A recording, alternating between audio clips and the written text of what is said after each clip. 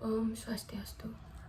Perkenalkan, nama saya Putri Intan Maheswari Swastawan dengan NIM 2270121066 dari Fakultas Kedokteran dan Ilmu Kesehatan Universitas Hormadewa. Jadi di sini saya akan menjelaskan tentang ekspresi gen.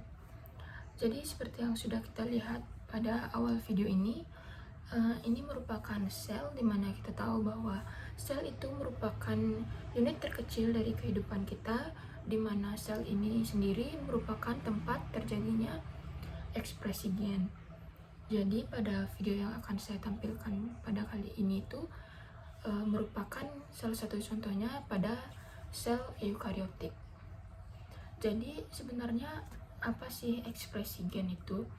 Jadi ekspresi gen itu merupakan seperti proses penggunaan informasi-informasi dari gen itu untuk sintesis protein, atau secara singkatnya seperti yang dikatakan pada video ini, yaitu DNA to protein, atau dari DNA menjadi protein. Nah, pada proses ekspresi gen ini tuh bisa dilakukan atau dibutuhkan oleh semua makhluk hidup, baik itu eukariotik ataupun prokariotik, misalnya juga pada virus. Jadi sebenarnya bagaimana sih dari mekanisme atau tahapan singkat dari ekspresi gen ini? Jadi ekspresi gen ini dia pada awalnya DNA itu akan ditranskripsi untuk menjadi RNA, lalu akan ditranslasi untuk menjadi protein. Nah, bisa dilihat ketika pada sel kita masuk ke dalam sel eukariotik, kita akan menemukan sebuah inti sel. Nah, pada inti sel inilah akan terdapat kromosom yang membawa pita gen yang biasanya terikat dengan histon, dan disinilah terkandung DNA. Nah, jadi DNA ini merupakan dua rantaian helix yang saling antiparalel. Jadi tahapan utama seperti biasa itu DNA ke protein. Jadi yang pertama itu DNA. Nah, bagaimana sih ekspresi gen itu awalnya terjadi? Jadi awalnya kita sebut dengan transkripsi. Transkripsi ini terdiri dari inisiasi, elongasi, dan juga terminasi. Jadi pada tahapan inisiasi ini akan datang enzim RNA polimerase yang akan menempel pada DNA, di mana fungsi dari enzim RNA polimerase ini dia akan membuka untaian dari DNA helix tersebut yang menyebabkan basa nitrogennya dapat terurai, sehingga akan berlangsung ke tahap pencetakan menjadi RNA messengers. Nah, ini merupakan gambaran saat basa nitrogennya terurai dan dapat dicetak menjadi RNA messengers. Nah, ketika awalnya atau promoternya itu sudah ditemukan, baru bisa terjadi dari pencetakan ini. Nah, apa sih yang dimaksud dengan promotor? Jadi promotor itu merupakan bagian depan atau bagian awal dari DNA itu yang menjadi pijakan utama bagi RNA polimerase itu untuk melakukan pencetakan ini. Tapi pada promotor itu dia tidak ikut di transkripsi. Nah, bisa kita lihat di sini untuk untaiannya itu akan terus memanjang. Ini merupakan bagian dari proses elongasi. Jadi elongasi itu sesuai namanya, yaitu perpanjangan. Jadi ini akan terus terbentuk rantai RNA messengers yang panjang. Nah, pada tahap terminasi. Jadi pada tahap terminasi itu transkripsi itu akan selesai apabila dia berhasil mengenali terminatornya atau bagian titik akhirnya.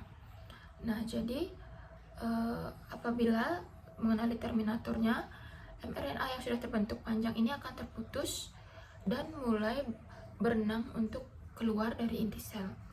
Mungkin ilustrasinya bisa dilihat seperti ini. mRNA itu dia akan pergi keluar dari inti sel. Mungkin bahasa bisa kita bilang berenang-renang untuk melanjutkan ke tahap translasi. Jadi untuk translasi, mRNA ini perlu pergi keluar dan nantinya akan bertemu dengan ribosom. Nah, bisa kita lihat di sini ada yang datang dari dua sisi. Jadi ribosom itu terbagi menjadi dua, yaitu subunit besar dan juga subunit kecil. Lalu apa sih perbedaan dari dua subunit ini? Jadi untuk subunit kecil dia bersifat untuk decoding atau penerjemahan dari mRNA yang sudah datang.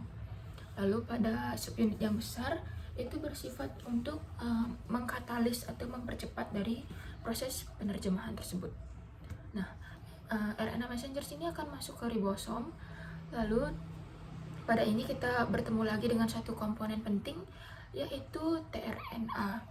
Jadi tRNA ini membawa asam amino yang nantinya akan berperan penting dalam pengkodan.